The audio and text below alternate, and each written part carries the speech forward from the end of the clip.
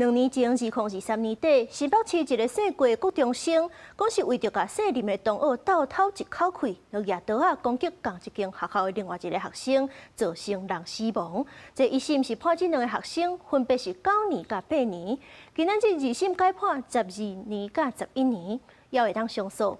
不过，这被害者的家属是无法度接受这款判决，认为讲判了伤过轻，袂讲咱台湾的司法已经死啊。 台湾司法已死，少司法把我打的真的是，我真的是遍体鳞伤了。我预期就是30年啦，结果就是只判12年、11年啦。唔甘囡仔伫学校互掠刀攻击身亡，失去亲人的疼，真歹抚平。发生伫去年，某国中挂红棍仔案，2审宣判行凶的姓郭少年甲西人的姓林少女为1审分别判刑9年甲8年，即马加重改判12年甲11年，也毋过甲被害学生家属的有期遗忘落差，受其批评判受轻。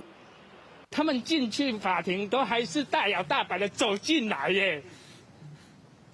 根本没有跟我道歉过，那是法官引导他们来跟我道歉，他们才道歉。2审的量刑判断是5点法院合议点考量，被告2个人触犯法律的行为情形，甲徛伫促进涉案少年少女的健全自我成长，甲重返社会爱考量的事由等原因所做出的判决。也毋过被害家属批评凶手拢无后悔，也质疑少年事件处理法无保护被害人，颠倒对加害人真宽容。 把人囡仔死袂了啦，对不？法官他们说不行批评，我真的是不知道怎么讲。修复式司法是要修复我们什么？我们孩子命都没有了。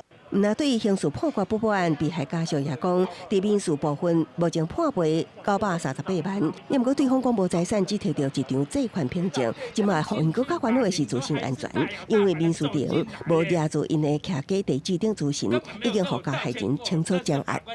12年1/3，4年提假释出来还不到18岁。 继续杀人，我可能是第一个被杀的啦。我坦白讲，因为我一直要求他加重嘛。案发计划2年，为2审宣判，专案会当上诉。这件杀人案伫学校发生，家属也向新北教育局提出国赔请求追究责任。公司新闻采访报道。